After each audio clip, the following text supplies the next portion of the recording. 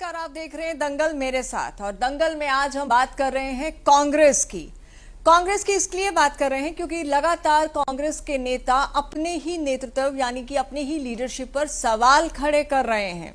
इसी कड़ी में ताजा बयान जो आया है कुलदीप शर्मा का आया है और आज के दंगल के सवाल एक बार उन पर नजर डालते हैं कि आज के दंगल के सवाल क्या हैं जिन पर आज हम चर्चा करेंगे। पूर्व स्पीकर कुलदीप शर्मा बोले, प्रदेश में कांग्रेस की हार के क्या है राज, इनसे बेपर्दा कर रहे हैं कुलदीप शर्मा। क्या प्रदेश में संगठन का नहीं होना बना कांग्रेस की हार का बड़ा कारण? क्या गुटबाजी की वजह से विधानसभा चुनाव हार गई है कांग्रेस? लगातार कांग्रेस के नेता अपने ही संगठन और अपने ही नेताओं को कटघरे में खड़ा कर रहे हैं। इसी बीच खबर ये भी आ रही है कि हरियाणा कांग्रेस के प्रभारी बाबरिया को हटा दिया गया है और नए सह प्रभारी का नाम भी सामने आया है। इस पर ज्यादा चर्चा करेंगे हमारे मेहमानों के साथ, लेकिन एक बार सुनाते हैं आपको कि कुलदीप शर्मा ने क्या कहा। Congress needs a surgical operation. यहां बैंडेड से काम नहीं चलेगा, सर्जरी से चलेगा। कांग्रेस को संगठन बनाने में चाहे कोई नेता बड़े से बड़ा इसका विरोध कर रहा, इस संगठन ना होने की मार पार्लियामेंट में भी खाई थी और अब भी खा रहा है और आगे भी खाएंगे। नेता तो लड़ते रहेंगे। नेता कितने के बड़े हैं ये? क्या इनके सिर पे चल रहा है? लेकिन एक दूसरे की खींचतान में संगठन का निर्माण नहीं हो पाया। नुकसान किसका? पार्टी का हुआ है। तो संगठन के महत्व को जहां भारतीय जनता पार्टी गली में पहुंची हुई, हर मकान पर दस्तक दे रही, आप संगठन के महत्व को ना समझते हैं। 15 साल से कोई संगठन ही नहीं है। प्रदेश अध्यक्ष तो है लेकिन बूथ का अध्यक्ष कोई नहीं है। जी हाँ, तो आपने सुना कि पूर्व स्पीकर कुलदीप शर्मा ने क्या कहा, लेकिन इनको भी संगठन नहीं है कांग्रेस का, ये अब याद आ रहा है। पहले क्या कर रहे थे? तो क्या कुलदीप शर्मा के भी बागी तेवर दिख रहे हैं बाकी नेताओं की तरह? और एक बार आपको फिर से बता दें कि सूत्रों के हवाले से ये खबर है कि बाबरिया को हटाया जा रहा है, सूत्रों का ये कहना है। लेकिन सह प्रभारी जो हैं उन्हें अभी जो है नए सह प्रभारी बनाए गए हैं। सीधा रुख करेंगे, हमारे आज के मेहमान ललित अरोड़ा हैं कांग्रेस से, सुरेंद्र भाटिया हैं वरिष्ठ पत्रकार मेरे साथ, और वैशाली तोमर हैं बीजेपी से। सुरेंद्र भाटिया जी, लगातार नेताओं के कांग्रेस के बयान आ रहे थे, अब इसी कड़ी में कुलदीप शर्मा भी अपने ही नेताओं को कटघरे में खड़ा कर रहे हैं। हालांकि एक नई कमेटी भी बनाई गई है जिसकी अगुवाई करण दलाल कर रहे हैं और कहा यह जा रहा है कि वो ईवीएम में जो गड़बड़ी हुई है उसकी जांच कर रहे हैं। लेकिन नेताओं के ये बयान ये कांग्रेस की मुश्किलें कम नहीं कर रहे बल्कि बढ़ा रहे हैं। सुरेंद्र भाटिया कैसे देखते हैं? ऐसा नवजोत जी जो कुलदीप जी को माना जाता है हुड्डा गुट के वो नेता है, हुड्डा साहब के दोस्त हैं। बड़ी जो है उन्होंने देर कर दी आते आते, क्योंकि ये संगठन अगर इस तो बड़ी देर कर दी मेहरबा आते आते, आपका ये कहना है? बिल्कुल बिल्कुल, क्योंकि अगर संगठन नहीं बना है तो मेरा देखो सीधा सा मेरा विश्लेषण ये है, हुड्डा साहब की वजह से संगठन इस प्रदेश में कांग्रेस का नहीं बन पाया। आप पहले चलो अशोक तंवर जी से, जब अशोक तंवर को मुख्यमंत्री अशोक तंवर को प्रदेश अध्यक्ष बनाया गया था और संयोग से अशोक तंवर मेरे पड़ोस में रहते हैं सिरसा में, और मेरी उनसे व्यक्तिगत कई बार बातचीत हुई भी आपका संगठन क्यों नहीं बन रहा। तो उन्होंने, अब फिर वो कांग्रेस में है, उन्होंने बार बार ये कहा था, मैंने अपनी ओर से लिस्टें बनाकर हाई कमान को भेज दी हैं और सीधे सीधे, अब चाहे वो कहें या ना कहें, सीधा सीधा उनका आरोप यही था कि भूपेंद्र सिंह हुड्डा जी की ओर से क्लियरेंस नहीं वहां से मिल रही, जिस कारण संगठन नहीं बना। उसके बाद उनके साथ जो हुआ आपको और सारा देश जानता है, दिल्ली में जिस ढंग से उनके साथ मार पिटाई हुई, और उसका आरोप भी हुड्डा साहब के समर्थकों पे लगा। उसके बाद लेकिन सुरेंद्र भाटिया, मेरा एक सवाल आपसे ये भी है कि आप बिल्कुल संगठन की बात अब उठा रहे हैं, कुलदीप शर्मा अब उठा रहे हैं, और आपने भी जिक्र किया कि ये भूपेंद्र हुड्डा के करीबी माने जाते हैं, उनके करीबी रहे हैं, तो क्या अब ये बातें मतलब करके कुलदीप शर्मा बगावती तेवर दिखा रहे हैं? क्या दोस्ती में दरार है? क्या नजदीकियां दूरियां हैं? जब सब कुछ कांग्रेस को झुकी है, कांग्रेस को इतनी ज्यादा आशा थी, और हमारे जैसे जो समीक्षक थे उन्हें भी लगता था भी कांग्रेस जो है सत्ता में आ रही है। मैं कई बार आपके साथ भी चैनल पे और कई और चैनलों पे भी कह चुका हूँ, कांग्रेस ने अपना खेल खुद बिगाड़ा, और उस खेल बिगाड़ने में हुड्डा साहब सबसे ज्यादा जिम्मेवार है। जिम्मेवार वही व्यक्ति होता है तो क्या जिसके जी ऊपर ठीक है जिम्मेवार वही व्यक्ति जी होता है जिसके पास सब कुछ होता है। संगठन उनके पास था, प्रदेश अध्यक्ष उनके साथ था, हाईकमान उनकी पूरी जिम्मेदारी चुनाव की उनके कंधों पर थी और वही लीड कर रहे थे। ठीक है, ललित अरोड़ा शायद इस पर ज्यादा बेटर हमें बता पाए जी। मैं ना 10 जी सेकंड में और बात कहिए भाटिया जी। हुड्डा साहब ने जी जी उनकी जिम्मेवारी थी। पहले दीपेंद्र हुड्डा साहब ने हर 90 हल्के में 20-20, 30-30 उम्मीदवार पैदा किए, और बाद में उन उम्मीदवारों को मैनेज नहीं किया, या ये जानबूझकर ढीला छोड़ा गया, जिस कारण कांग्रेस हारी है। और उसका ठीकरा पहले बरवाला के जो उम्मीदवार थे वो भी हुड्डा समर्थक थे जी, सभी नेता करते रहे। हाँ तो ये ललित जी के पास चलते हैं जी। ऐसा ललित है, जी। मैं एक बात हमेशा सोचता हूँ, और आम देशों में, आम समाज में, आम एसोसिएशंस में, यूनियंस में ये होता है कि भी राष्ट्र प्रथम है, संगठन उसके बाद है, और व्यक्ति सबसे बाद में है। लेकिन जब व्यक्तियों की अपनी प्रबल आकांक्षाएं बढ़ जाती हैं, तो वो उसके बारे में रामधारी दिनकर जी ने कहा है, जब नाश मनुज पर जाता है पहले विवेक मर जाता है। अगर लोगों के दिमाग में ये होता कि पार्टी सबसे ऊंची है, सबसे बड़ी है, तो ये बहुत ही अच्छी बात होती थी। अब आप उसको चाहे बागी कहिए या विरोध के स्वर कहिए, या अपना मन हल्का करने के लिए लोग मीडिया में बातें कर रहे हैं। बात यह है, कांग्रेस में हुक्मचंद ज्यादा है और करमचंद कम है। आप मेरी बात को समझिएगा कि कांग्रेस में व्यक्ति चुनाव लड़ता है और भाजपा में संगठन चुनाव लड़ता है। वैशाली जी, आपकी तारीफ कर रहा हूं। कांग्रेस में व्यक्ति चुनाव लड़ता है, भाजपा में संगठन लड़ता है, और व्यापक और सघन नेटवर्क है भाजपा का। पन्ना प्रमुख जो है 30 एक पेज वोटर का, उसके ऊपर एक प्रमुख है, और भी बहुत सारा अमला इनके साथ है। फिर सरकार भी इनकी थी, धन बल वगैरह चला, ये सारी बातें हैं। लेकिन बागियों की वजह से हम खासकर देखिए उचाना, सफीदो, गोहाना, यहाँ पे व्यक्तिवाद सोच हावी हुई, और 19 सीटें ऐसी हैं, वरना भाजपा विपक्ष में बैठी होती। तो हमारा अभियान थोड़ा कमजोर था, ऐसा चर्चा चल रही है। और हरियाणा इकाई में दरारें हैं, ऐसा भी लोगों ने कहा है, रोज मैं सुनता रहता हूं। लेकिन ये अभी निगम चुनाव आने वाले हैं, पंजाबी, यादव, ब्राह्मण, बनिया को थोड़ा आगे लाएं, तो संगठन को पहले बनाएं। जहां संगठन नहीं है वहां ये दिक्कतें आएंगी।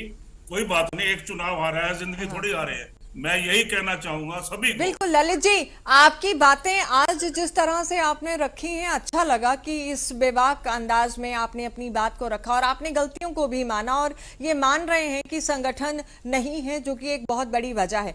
वैशाली तोमर हालांकि भाजपा की तारीफ भी करते हुए आज कांग्रेस के प्रवक्ता नजर आ रहे हैं। भाजपा संगठन ऑब्वियसली एक बड़ा जो है एक सपोर्ट सिस्टम संगठन का रहा है, आप ये मानती हैं? बिल्कुल नवजोत जी, सबसे पहले तो आपको नमस्कार। मेरे साथ जुड़े मेरे जो प्रवक्ता हैं कांग्रेस के, ललित जी, मैं उनको भी सादर नमस्कार करती हूँ। और जो मेरे वरिष्ठ पत्रकार हैं सुरेंद्र भाटिया जी, मैं उनको भी सादर नमस्कार करती हूँ। साथ ही साथ जनता को हृदय से धन्यवाद भी करती हूँ और सादर नमस्कार करती हूँ। जी बिल्कुल, मैं बहुत खुश हूँ जिस तरह से ललित जी ने हमारे संगठन की और उसकी कार्यशैली की तारीफ की। देखिए, माननीय नरेंद्र मोदी जी के मार्गदर्शन में, निर्देश अनुसार जिस तरह से राष्ट्रीय अध्यक्ष जेपी नड्डा जी को बनाया गया और उन्होंने पन्ना प्रमुख से लेके एक एक बूथ की किस तरह से संरचना की और किस तरह से लोगों ने उस उत्साह की तरह इसको मनाया और घर घर जाके लोगों को कनेक्ट किया, हर डोर डोर तक अपनी योजनाओं को पहुंचाया, अपनी नीतियों को पहुंचाया और उस अंत्योदय की योजना के चलते जनता ने जो आशीर्वाद दिया उसकी वजह से ये इतिहास रचा गया कि तीसरी बार हम सरकार में आए हैं। और आज कांग्रेस पार्टी के जो बैठे हैं, मैं खुद उनके लिए तहे दिल से उनका धन्यवाद करती हूं और उनकी सराहना भी करती हूं कि बहुत बड़ी बात होती है जब अपनी खामियों को हम स्वीकार करें और उस पर काम करें। तो हमारे ये समझ लीजिए आधी जंग हमने जीत ली है। अगर हमें समझ आ गई है तो आधी जंग हमने जीत ली है। तो ये बहुत अच्छी बात है कि ये इस तरह से अपनी खामियों को देखकर उन पर काम करेंगे और निश्चित ही आगे जिस तरह से जनता ने, ऐसा नहीं है कि आधी मतलब कुछ ही अंतर रहा जीत का, जिस जनता ने कांग्रेस पे विश्वास भी दिखाया। तो देखिए जनता जो है वो ऐसे लोगों को चुनती है। जब इस तरह की सार्थक डिबेट होती है तो अच्छा लगता है, क्योंकि हम बेहतर चीजें जो हैं वो दर्शकों के सामने रख पाते हैं। ललित अरोड़ा जी, बात ये आ रही है, या तो हार का दर्दे दिल बयां कर रहे हैं कुलदीप शर्मा, लेकिन जो बाकी नेता भी लगातार इस तरह की बातें रख रहे हैं और फिर अभी हार का मंथन ही चला जा रहा है। नेता प्रतिपक्ष के नाम पर कोई मोहर नहीं लगी है। कार्यकर्ताओं को साथ लेकर चलना, कार्यकर्ताओं को साथ उस नाम, उस चेहरे के साथ जोड़कर आगे एक स्ट्रॉन्ग विपक्ष की भूमिका कांग्रेस को निभानी, ये अपने आप में एक बड़ी चुनौती है। चलिए सत्ता से बाहर हैं, लेकिन मजबूत विपक्ष के रूप में कांग्रेस को अपनी स्थिति मजबूत करनी और वो प्रेजेंट करना, ये बेहद जरूरी है ताकि लोगों के साथ जुड़ाव रहे और सरकार को भी अकाउंटेबल बनाया जा सके। क्या आपको लगता है कि इन हालात में अभी कांग्रेस के लिए वो भी एक बड़ा चैलेंज है? ललित जी, देखिए, पहले एक लाइन में जरूर कहना चाहूंगा जो पूर्व में मैं कहना भूल गया हूं। हमने आप और आईएनएलडी से, मतलब आईएनएलडी को तो उसमें लेना ही ऐसे लगा गया गुनाह हो जाएगा अगर इनको ले लिया जाएगा, तो ये वोट हमारे कटे हैं, ये भी एक कारण रहा है। दूसरी चीज मैं ये कहना चाहूंगा, चुनाव में धन बल और बहुत सी चीजों का प्रयोग सत्ताधारी दल द्वारा किया जाता है और ये चुनाव भी कोई अपवाद नहीं है। फिर नॉन जाट और 35 बिरादरी एक तरफ, एक बिरादरी एक तरफ, इस तरह के दुष्प्रचार हुए। जैसे बहन शैलजा के नाम पे काफी ज्यादा भाजपा ने भ्रम फैलाया, वो भी था। बागियों के मुद्दे भी थे। लेकिन देखिए, प्रजातंत्र की खूबसूरती इसमें है कि एक बहुत ही संगठित और एक बहुत स्ट्रांग, मतलब मजबूत विपक्ष होना चाहिए, ताकि जो कारगुजारियां होती है किसी सत्ताधारी दल की, वो एक सीमा से ऊपर ना जाए और उन पे अंकुश रहे। तो वो क्योंकि 37 हमारे मेंबर्स हैं और अगर जरा से भी ये इधर उधर की करेंगे तो हम अपना आवाज वहां बुलंद करेंगे असेंबली में। और एक जो हमारे यहाँ मुझे जो सिल्वर लाइनिंग दिखाई दे रही है कि भाजपा शायद दक्षिण हरियाणा के लोगों को, जो वहां के चुने हुए प्रतिनिधि है और 4-5 जो इधर हमारे नर्दक एरिया में है, ये 10-15 एमएलए इनको आशंका रहनी चाहिए उनकी हमेशा कि इनका नुकसान ना हो जाए। हम अपना काम, अब हम बूथ लेवल पर पहुंचेंगे और जल्दी ही संगठन घोषित होगा और जो 8 सदस्यीय कमेटी बनाई है, इसमें वही लोग हैं जो हारे हुए चुनाव, जो व्यक्ति भुक्तभोगी है, वो अपने व्यूज बता पाएगा कि मैं किस कारण से हारा। उसमें जो हमने 20 लोगों के रिप्रेजेंटेशन लेके चुनाव आयोग को पास गए थे, हम चुनाव आयोग को यही कहना चाहते थे, भाई हमारे लोगों की ये शिकायतें, इनका निवारण करें। उन्होंने 1600। लेकिन ललित जी, मेरा सवाल वही था, मेरा सवाल वही है कि कितनी जल्दी कांग्रेस अपने आप को अंदरूनी तौर पर संगठित करके एक मजबूत विपक्ष दे पाती है जनता को और सरकार के सामने अपने आप को स्ट्रांग दिखा पाती है, यही बड़ा सवाल है। क्योंकि अभी क्या हो रहा है, सबके अलग अलग बयान आ रहे हैं। जो बटी हुई कांग्रेस वो अभी भी दिखाई दे रही है और विपक्ष के नेता का, जो प्रतिपक्ष के नेता का जो चेहरा है, वो अभी भी दिखाई नहीं दे रहा है। नहीं, वो वाजिब बात है, जब देरी होती है तो हर पक्ष का ये मतलब दायित्व बनता है कि वो हमें चेताए। तो ये देरी, एक्चुअली इसके पीछे कई रीजंस भी हैं। आप समझती हैं कि 4-5 स्टेट में जो विधानसभा चुनाव होने जा रहे हैं, वहां पे समस्याएं कुछ थी, तो उनका निवारण करने के लिए हमारा टॉप जो मैनेजमेंट कह सकते हो या टॉप लीडरशिप वहां बिजी थी। अब वो चुनाव में उलझे हुए। लेकिन मेरे को लगता है कि आदरणीय मुख्यमंत्री महोदय ने जो है सदन के कार्रवाई को जल्दी बुलाने का, मतलब राज्यपाल महोदय को लिखा है, तो जैसे ही वो होता है उससे पहले पहले हमारे एलओपी का नाम सामने आ जाएगा। और देखिए हम 13 तारीख को विधानसभा सत्र ऑलरेडी है, 13 को विधानसभा सत्र ऑलरेडी है और उससे पहले नेता प्रतिपक्ष का नाम और चेहरा होना शायद बेहद जरूरी भी है। 13 से पहले आ जाएगा और अवश्य आ जाएगा, क्योंकि देखिए हमारे कैंडिडेट भी पिछली बार लास्ट डेट डिक्लेयर हुए थे। चलिए एक बार वैशाली के पास जी। देखिए मैं ये कहना चाह रहा हूं कि 1885 से या जो भी हमारी पार्टी है कोई आज नहीं बनी है। हमारे पास एक क्राइसिस है और ट्रांजिशन स्टेज से हरियाणा में हम निकल रहे हैं, क्योंकि हरियाणा को ओवरहालिंग कर रहे हैं तो इस पर टाइम लगता है और वो हम करेंगे। लेकिन नेता प्रतिपक्ष जरूर है और वो पहले आ जाना चाहिए, 13 से पहले आ जाए, ये मैं विश्वास। ललित जी आपने अपनी ही बातों में शुरू में कहा नहीं, सुरेंद्र भाटिया जी ने कहा था कि बड़ी देर कर दी मेहरबा आते आते। अब यहाँ पर भी बड़ी देर कर दी मेहरबा आते आते वाला जुमला सही ना बैठ जाए, क्योंकि अब वक्त बहुत गुजर चुका है और ऐसे में जो कांग्रेस कार्यकर्ता हैं या लोग हैं वो भी देख रहे हैं, वो लोग हरियाणा के जिन्होंने कांग्रेस को वोट दिया तभी 37 विधायक आए, वो भी देख रहे हैं कि हमारा नेता कौन है, कौन हमारी जो बातें हैं वो आगे विधानसभा में रखेगा। बहरहाल मैं एक बार वैशाली से बात करूंगी। वैशाली जी, जहां अपनी जी ललित जी 1 मिनट आपके पास आ रही हूं। वैशाली, जहां अपनी गलतियों को एक्सेप्ट भी कर रहे हैं ललित जी, वहां पर ये भी बात कह रहे हैं कि धांधलियां भी हुई हैं, बल का भी इस्तेमाल हुआ और पैसे का भी इस्तेमाल हुआ, ये कटाक्ष भी जरूर कर रहे हैं सत्ता पक्ष पर। देखिए नवजोत, मैं आपको बताना चाहूंगी कि जब हम कोई चुनाव हार जाते हैं, जीतते जीतते जहां जीत की उम्मीद इतनी ज्यादा हो और फिर हम वो चुनाव हार जाते हैं, तो जाहिर सी बात है कि कुछ ना कुछ तो आदमी का जो रिएक्शन होता है वो दूसरी पार्टियों की खामियां बताने पर जाएगा ही। अपनी हार को इतनी बखूबी तरीके से तो स्वीकार नहीं कर पा। लेकिन आप है कि कैसे इनके विधायकों के जो बोल थे, जिस तरह से इन्होंने जनता में जाकर कहा कि पहले हम अपना घर भरेंगे, फिर हम कुछ देखेंगे, फिर हम कुछ काम करेंगे, और किस किस तरह के उन्होंने हिंदुओं पर कटाक्ष किया। अब हिंदू तो सभी लोग हैं, इन्होंने जो कमियां दी, और सबसे बड़ी बात हुड्डा जी जो इनकी पार्टी के मुखिया है, उन्होंने एकता नहीं दिखाई। आपने देखा कि किस तरह से शैलजा जी को अनदेखा किया गया।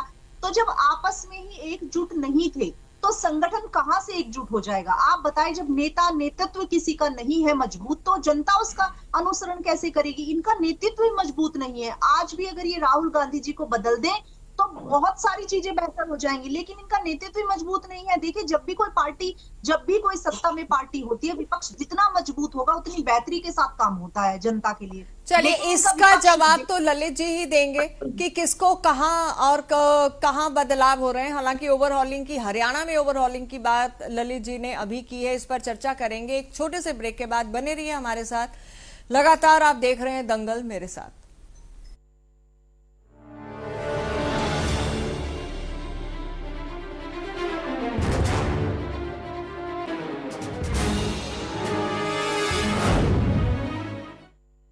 ब्रेक के बाद आपका स्वागत है। दंगल में बात कर रहे हैं कांग्रेस के अंदरूनी दंगल की। क्यों एक के बाद एक कांग्रेस के नेता अपने ही लीडर्स पर, अपने ही नेताओं पर सवाल खड़ा कर रहे हैं? क्या ये हारे हुए नेताओं का दर्द दिल है जो वो बयां कर रहे हैं, या फिर अब उन्हें याद आ रहा है कि कांग्रेस का संगठन नहीं है, कांग्रेस में अब बदलाव होने चाहिए? भाटिया जी, जिस तरह से बाबरिया पहले ही कह चुके हैं कि मुझसे अब काम नहीं हो रहा, सेहत का हवाला देकर वो अलग होना चाहते हैं, और आज ये खबर आ रही है कि बघेल को सह प्रभारी बनाया गया है, क्या ये महज एक शुरुआत है? अब ओवरहॉलिंग हम देखेंगे, कुछ नए चेहरों का सामने आना? क्या आपको इस तरह की उम्मीद लग रही है? क्या संकेत मिल रहे हैं सुरेंद्र भाटिया? नवजोत जी, हरियाणा ओवरऑल मुझे नहीं लगता, हरियाणा कांग्रेस खास तौर पे, क्योंकि अगर जी हरियाणा कांग्रेस को ठीक होना होता तो सबसे पहला कदम यह था पांची इस हार की जिम्मेवारी लेते और हुड्डा साहब जिम्मेवारी लेते। अब जो बात ललित अरोड़ा जी कह रहे थे कि एलओपी बन जाएगा, मुझे नहीं लगता बना। अगर हुड्डा साहब को बनाना होता तो दिक्कत क्या है? 37 में से 32, 31, 33 विधायक उनके साथ है, तो उनको बना दिया जाता। जी मुझे लगता है हाई कमान भी सचोपंज में है, और वो महाराष्ट्र चुनाव तक एलओपी अगर हुड्डा साहब को बदलना होगा तो नहीं बनाएगा, एक बात। दूसरा, दीपक जी बावरिया ने जिस ढंग से दीपक बावरिया ने हरियाणा कांग्रेस का नुकसान किया है वो शायद किसी व्यक्ति ने ना किया हो। आप याद कर लो, जनवरी 2024 का वो समय जब रणदीप सुरजेवाला, किरण चौधरी भी कांग्रेस में थी और कुमारी शैलजा जन संदेश यात्रा पे निकली, तो उन्होंने अपने जी कार्यकर्ताओं को बकायदा लेटर लिखा, जो इस यात्रा में शामिल होगा उसके खिलाफ कार्रवाई की जाएगी। ये एक बड़ी विचित्र बात थी। एक प्रभारी, दो जनरल सेक्रेटरी, जो ऑल इंडिया के दो जनरल सेक्रेटरी हैं, जो ये कह रहे हैं भी हम राष्ट्रीय अध्यक्ष मल्लिकार्जुन खड़गे और राहुल गांधी का संदेश लेकर जाएंगे। ये आमतौर पर हर पार्टी में होता है। नेक नेता डिस्ट्रिक्ट में अपने ढंग से प्रचार करते हैं, प्रदेश में प्रचार करते हैं, और कोई प्रभारी इतना मतलब ऐसा लेटर लिख दे, ये पहली बार मैंने अपने 40-45 साल के पत्रकारिता के तो जीवन में आपको लग रहा है देखा सुरेंद्र भाटिया जी कि कांग्रेस, हरियाणा कांग्रेस में जो बदलाव की बात हो रही है ये बिल्कुल वाजिब भी लग रहा है, क्योंकि भूपेंद्र हुड्डा भी ये अपना दबाव, अपना दमखम, एक संकेत, 2 बार मीटिंग्स विधायकों की इनके घर पे हो चुकी हैं, वो ये संकेत देने की कोशिश की है कि ये सारे मेरे जीते हुए, मेरे साथ के विधायक हैं। तो क्या यही दबाव हाईकमान पर है कि इसी वजह से नेता प्रतिपक्ष का नाम सामने नहीं आ रहा?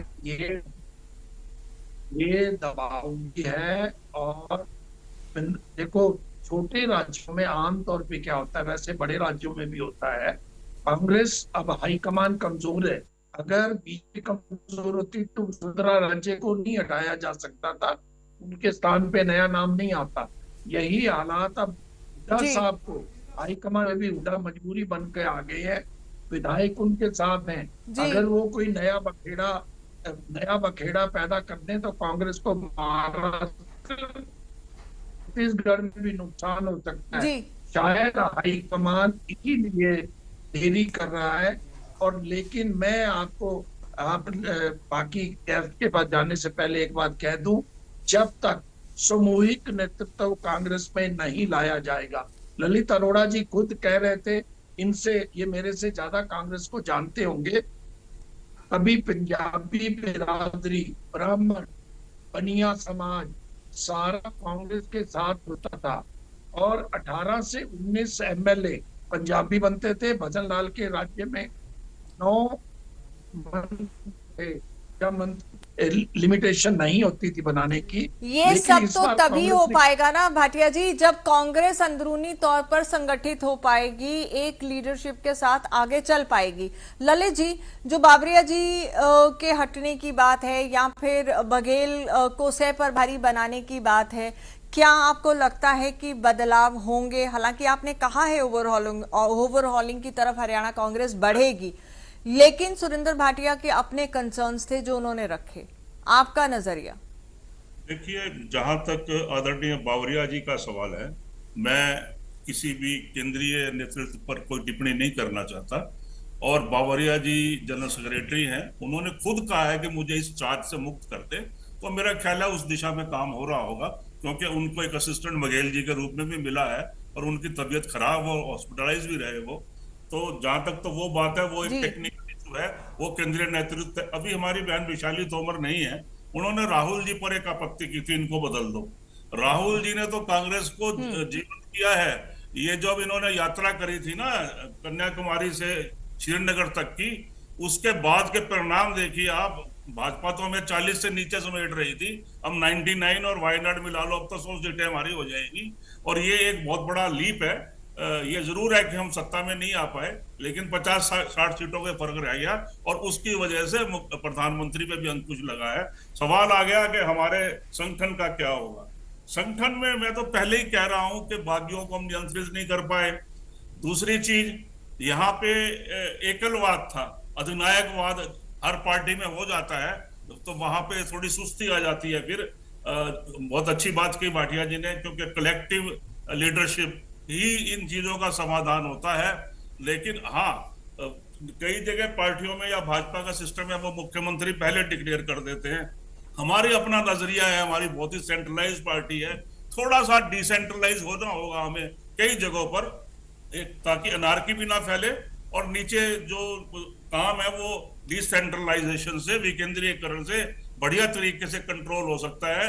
जैसे आपकी बड़ी स्टेट है, उनको 3-4 स्टेट यूपी से हमने निकाली, जैसे तो आज यूपी में कई चीजें बढ़िया हो रही है। तो ये मेरा मतलब ये है कि डिसेंट्रलाइजेशन की जरूरत होती है, सारी पावर एक जगह होने से भी दिक्कत होती है। और इस समय बहुत जरूरत है कि हरियाणा के अंदर में निगम चुनाव से पहले पहले संगठन तो बना हुआ है पेपर पे, उसको डिक्लेयर करना है। उसमें बहन शैलजा और हुड्डा साहब अगर वो पेपर पर ही बना हुआ है ना ललित जी, समस्या संगठन को लेकर तो यही है कि वो पेपर पर ही बना हुआ है।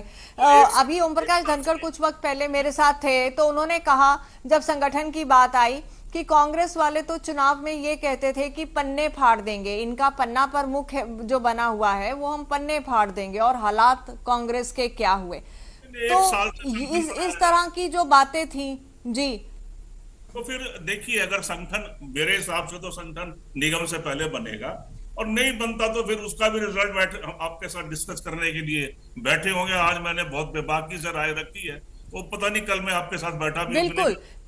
लेकिन मैं ये जरूर चाहूंगा कि हो कुछ भी, लेकिन संगठन का मजबूत तरीके से खड़ा होना बहुत जरूरी है। और आज ये जो भी हमारे पास विकल्प है उनको बना दिया जाए, धीरे धीरे उनमें एवोल्यूशन होगा तो चेंजेस होते जाएंगे। लेकिन नई यूथ कांग्रेस को जब तक आप बूथ लेवल पे नहीं पहुंचाओगे, उनकी ड्यूटीज नहीं लगाओगे, चुनाव जीतना टेढ़ी खीर साबित होता रहे। जी जी, चलिए पंकज, आपके फाइनल कमेंट्स में इससे पहले कि पंकज के पास जाऊं, भाजपा से पंकज जी हमारे साथ जुड़े हैं, आपके फाइनल कमेंट्स यही हैं या आप कुछ और ऐड ऑन करना चाहेंगे ललित जी? मैं ऐड ऑन करना चाहूंगा कि मैं ये कहना चाहता हूं कि एक संशय जो हमारे मन में बना हुआ है कि वो डिकोड कैसे होगा कि 0.85% वोट कम लेके हम 11 सीटें हार जाते हैं, ये डिकोड करने की भी जरूरत है। और इसके साथ ही हम विपक्ष में बैठेंगे और विपक्ष का भूमिका बखूबी निभाएंगे। नायब सैनिक गवर्नमेंट अगर अच्छे काम करेगी तो सपोर्ट करेंगे, अगर कोई गलत काम करेंगे तो उनको एक्सपोज करेंगे। उनको मुबारक हो और उनका हम स्वागत भी करते हैं, और साथ ये भी एश्योर करते हैं कि सरकार चलाने में तो मदद करेंगे जहां पे सही फैसले होंगे। जी बेहतर। पंकज जी, आप मेरी आवाज सुन पा रहे हैं, तो आप क्या कहना चाहेंगे जो ललित नागर ने कहा? पंकज जी। जी नवजोत जी बताएं। जी भाई कांग्रेस, पंकज जी, आप मेरी आवाज सुन पा रहे हैं? नवजोत जी मेरी आवाज आ रही है आप तक? जी बिल्कुल क्लियर आ रही है, क्योंकि पहले वैशाली तोमर हमारे साथ जुड़ी थी बीच में, अब वो नहीं है, अब आप हैं हमारे साथ। तो बात हो रही थी संगठन की कि अगर मैं आपको बता दूं कि संगठन को लेकर बात हो रही थी कि जिस तरह से कांग्रेस के अपने ही नेता कांग्रेस पर सवाल खड़ा कर रहे हैं कि संगठन नहीं है, और भाजपा का ये पॉजिटिव पॉइंट रहा कि संगठन था पन्ना तक, पन्ना प्रमुख तक, वो एक बड़ी वजह बना जीत की।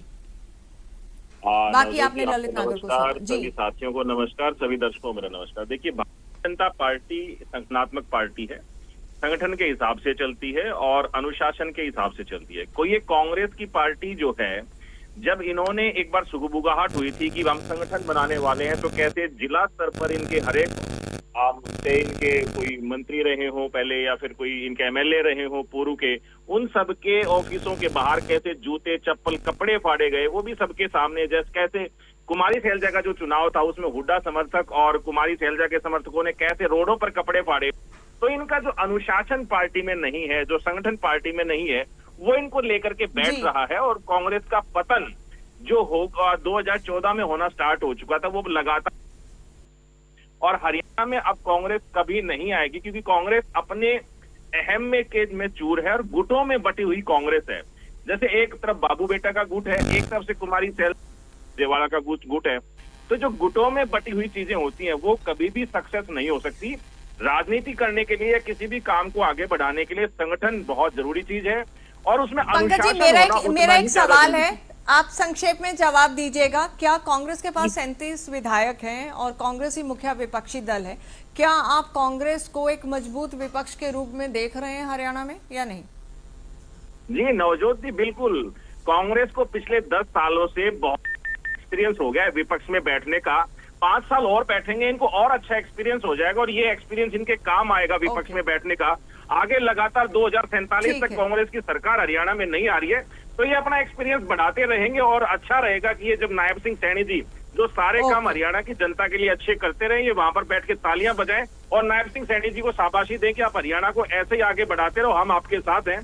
तो इस थीम पर इनको काम करना चाहिए, वहां पर अड़ंगा ना लगाएं बैठ करके संसद के अंदर कि भाई जब नायब सिंह सैनी जी कोई हरियाणा की जनता के लिए बहुत अच्छे काम कर रहे हो, चाहे वो एमएसपी आज 24 फसलों पर देने की बात करें तो उसमें भी इनको कुछ बोलना होता है, आज 25,000 युवाओं को नौकरियां दे दे तो भी इनको बोलना होता है। तो ऐसे जो कटाक्ष हैं जो हरियाणा की जनता के खिलाफ ये लोग करते हैं वो ये लोग ना करें। ठीक है किसान पंकज जी, आंदोलन की भी इनकी जो हवा थी वो निकाल दी गुरनाम सिंह चढ़ोनी ने और कल दर्शन पाल ने। ओके पंकज जी, वक्त की कमी है, 1-10 सेकंड का रिएक्शन में जरूर ललित जी से लेना चाहूंगी इस पर जो आपने जो पंकज ने यहाँ कहा कि विपक्ष को मजबूत हम इस तरह से देखते हैं क्योंकि विपक्ष में बैठने का लंबा एक्सपीरियंस हो गया कांग्रेस का। देखिए राजनीति ललित जी बहुत पुराने हैं। महाराजा युधिष्ठिर सिर्फ 10 सेकंड, वो 3:30-4 बजे के मतलब इवनिंग में कोई आज भिखारी आया, पंडित या ब्राह्मण आया, तो उन्होंने कहा भाई कल आना, दरबार बर्खास्त हो रहा था। तो भीम जो है अट्ठास कर उठे कि महाराजा अमर हो गए। वो कहने लगे भाई ऐसी क्या बात है भीम, आप मेरे को कह रहे हो अमर, भाई आप कह रहे हो कल पता नहीं आप राजा ना हो, कल आप किसी को दे ना पाए कुछ, कल ये जो मांगने वाला याचक ही ना आए। तो ये मेरे को लगता है भाजपा अमरत्व की बात कर रही है और ये जो क्षणभंगुर जीवन है इसमें कुछ नहीं पता कब किसका राज आ जाए और हमारे से ज्यादा कौन जानता है। तो इतने घमंड में नहीं रहना चाहिए कि शुक्रिया ललित जी। जी सुरेंद्र भाटिया जी, क्या अगले कुछ दिनों में, हालांकि आप कह चुके हैं कि बदलाव मुझे नजर नहीं आता, फिर भी लोगों को उम्मीद है, कांग्रेस के नेता कुछ ये उम्मीद लगाए बैठे हैं कि शायद ये बदलाव हो। आप अगर ये बदलाव नहीं होता तो क्या आप कांग्रेस को स्ट्रॉन्ग विपक्ष के रूप में देख पा रहे हैं? नहीं, देखो कांग्रेस निश्चित रूप से देखो स्ट्रॉन्ग विपक्ष है। 37 विधायिकाएं हैं, 39% मान्यताएं हैं। कांग्रेस हारी है अपने विवादों सिर्फ की नंबर वजह नहीं से। ना भाटिया जी, नंबर तो है 37 है, लेकिन उस स्ट्रॉन्ग पोजीशन में ये दिखेंगे भी। अब जो जी जनता बिना संगठन के भी धरने प्रदर्शन होते हैं और चीजें, कांग्रेस की जो है विचारधारा के लोग हैं उनको इकट्ठा करने संगठन की जरूरत की बात है। कांग्रेस अगर चाहेगी तो कांग्रेस बहुत मजबूत स्थिति में है, ऐसी बुरी स्थिति में नहीं है। कांग्रेस को बुरा किया है कांग्रेस के नेताओं ने। 10 सेकंड में एक बात कह दूं, किसी कमेटी की जरूरत नहीं है। राहुल गांधी जी 4 लोगों को अपने साथ बिठाएं, 1 घंटे में संगठन भी बन जाएगा और सब कुछ हो जाएगा। मुझे नहीं लगता कांग्रेस हाईकमान क्यों इस प्रकार कर रही है। ये ऐसा लगता है कि हुड्डा फिर साहब भी के ये दबाव में मजबूरियां तो हम कांग्रेस बहुत समय हाईकमान से भी है। देख रहे हैं, हाईकमान की मजबूरियां तो दिख ही रही हैं बहुत समय से। बिल्कुल, कोई ना कोई मजबूरी, कोई ना कोई नवजोत जी मजबूरी होगी जो हाईकमान भी साहब के आगे हथियार डाले हुए बेबस है। जी चलिए, बेहद शुक्रिया सभी मेहमानों का इस कार्यक्रम में जुड़कर अपनी बात रखने के लिए। तो अगर कांग्रेस हाईकमान कोई ठोस फैसला नहीं ले पा रहा तो क्या मजबूरियां हैं, क्या बेबसी है जिसकी वजह से हरियाणा कांग्रेस में बदलाव होते हुए नहीं दिख रहे? हरियाणा की जनता को, कांग्रेस के कार्यकर्ताओं को और कांग्रेस के ही हारे हुए नेताओं को इंतजार है उस नाम का, उस नेता प्रतिपक्ष के नाम का भी, जिसकी अगुवाई में, जिसके साथ, कांग्रेस के साथ वो आगे बढ़ेंगे। अब इससे पर्दा कब उठेगा ये तो आने वाला वक्त ही बताएगा। फिलहाल लेते हैं आपसे इजाजत, नमस्कार।